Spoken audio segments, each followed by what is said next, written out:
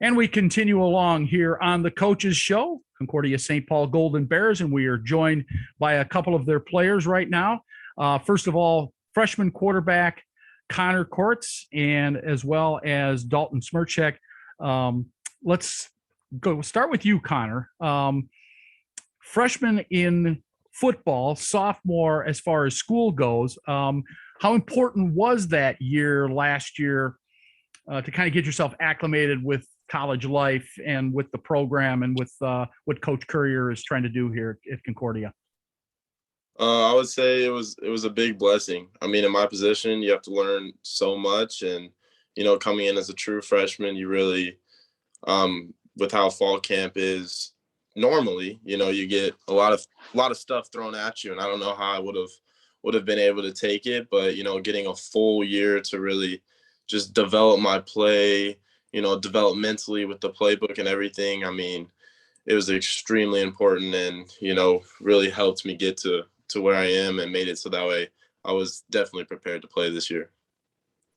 And so do you feel like that 1 year of acclimation has lended to you being the starting quarterback? I mean, obviously you had to compete for the position, but that certainly has played a factor, don't you think? Yeah, without a doubt. I mean, I even have talked to our head coach, Coach Curry, and was like, I don't know if I would have been prepared, coming in as a true freshman if camp would have been regular last season without COVID. Whereas, getting a whole year to develop and even show my skill set and improve my skill set was one of those things that really, really made it show that I was ready this year. Yep. All right, Dalton, tell me about what you bring and how you talk to some of the younger guys on the club and how important it is to get yourself acclimated, to get yourself, to know what Coach Currier wants and what the coaches expect out of you. Give me a little insight to that. Yeah, being one of the old guys in the team, obviously I've been here this is now my 5th year, so I've been in Coach Currier's system for a long time, so I know majority of what's going on, whatever he needs, kind of been, like I said, been in the system for 4 years, so I can easily let freshmen know, like Connor when he first came in, especially this year's new freshman, kind of what to expect. I think that's a great piece of what us older guys have been able to do is, especially with COVID going on last year, we technically had 2 classes of teammates that have never gone through a fall camp this year. So kind of just being able to smooth out the bumps there, kind of just tell everybody, to keep pushing forward. Fall camp is a pretty stressful time. It's a lot of football, smashed into 1 month. So, keep pushing through, keep getting in your playbook and not stress out too much about it. So I think being one of the older guys and being with Coach Currier for so long, that's been a really big help. Just kind of helping out a lot of the young guys. Yeah. Being you're a preseason academic All-American, and that's a big deal. And especially I know when you're playing D2 football, there aren't a lot of Chris Garretts around who are going to end up playing in the National Football League. So how do you make that balance as a player to know that, hey, this is important. I really need to make sure that the academics are, where they need to be in order to, because you're going to graduate pretty soon. You'll be in the real world. What you do with your what's happened in football, it may or may not become secondary, but how important has that been to you and how have you struck that balance? Yeah, absolutely. I've been raised, school comes first. Back when I was in grade school, my parents said if I ever got a C in a class, I would have been suspended for sports for a while. So grades has always been a huge deal in my household. So, just really focusing on getting my school stuff done before I really worry about any football piece. Really scheduling out your time. That's the biggest thing with college sports is being able to manage your time between practices, treatment, workouts. And then you also got, some people have 16 credits of classes. Some people only have a couple of credits of classes. So being able to really manage that time, writing things out, planning things out. So you're not just kind of going off shooting from the hip. Yeah.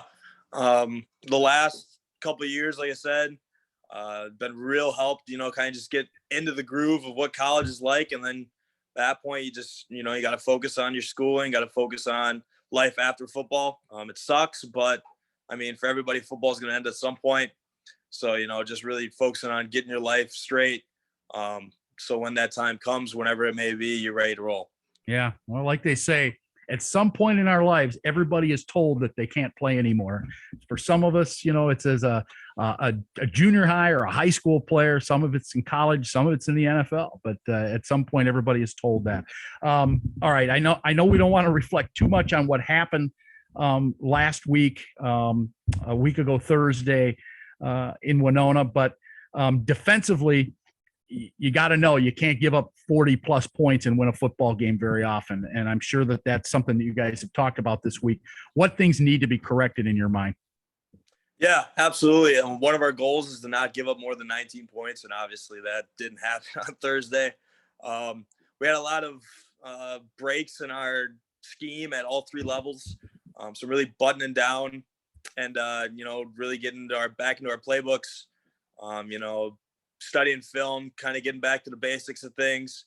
And then, one thing we really worked on this week was being physical.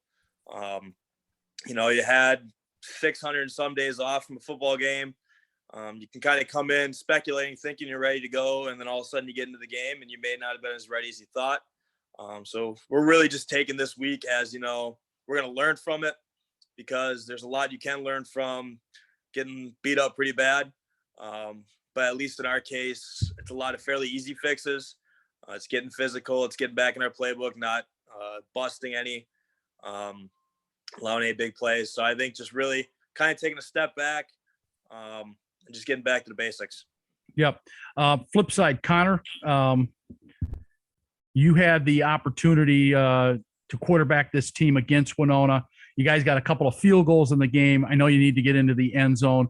In your eyes, what needs to be corrected from the offensive side of the ball?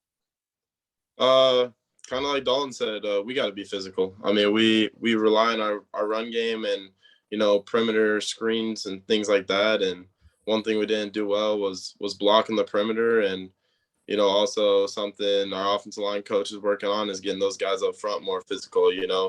We know we have one of the top offensive lines in the NSIC, but it's one of those things that now they got to show it. We kind of all got punched in the mouth, including up front. I took a lot more hits than I think the coaches would have liked me to. And it's just one of those things that we got to make the improvements. And I think what we've done well is, our week of practices so far, we've kind of upped the intensity and we've just upped the mental focus. So, that way we're prepared for Saturday's game. I know you've watched some film, or at least about what's going on with Upper Iowa. What types of things do they do defensively that you're going to have to contend with? They kind of play a cloud coverage in a way, really, really cover four, try to keep things in front of them. But there's different areas of their defense we think we can truthfully attack, whether that's play action pass game or a lot. Our coaches are pretty confident that our offensive line can dominate this game. And I think they're going to come out with an energy because of what Winona did to them. So I think we're going to be able to run the ball and, move the ball. But like you said, the biggest thing is we want to get in that end zone. We want to see what that feels like because now it's, it's 600 days till we played a game, but now it's been 610 days since we've been in an end zone. So we need to make that happen. And Dalton, final question for you. Same thing on the flip side. Upper Iowa's offense. What do we know about them? Yeah, they got a solid offense. They got it off a quarterback who's got an extremely strong arm. He's not afraid to run the ball. And the running back as well, I believe he's a D1 transfer. Two guys that are fairly slippery. They can break some tackles, and once you get them in open space, they'll go. But all around, they got a solid O-line. But like I mentioned before, the biggest thing we got to do is, just stay true to our scheme, pursuit of the ball, be physical at the point of attack, and, bring the punch to them. All right, guys, appreciate you spending some time with us. Good luck, and we'll talk to you down the road. Thank you very much. Thank you for having me. They are Dalton Smirchek and Connor Courts here on the Coaches Show, back with Coach Shannon Currier right after this timeout. Stay with us.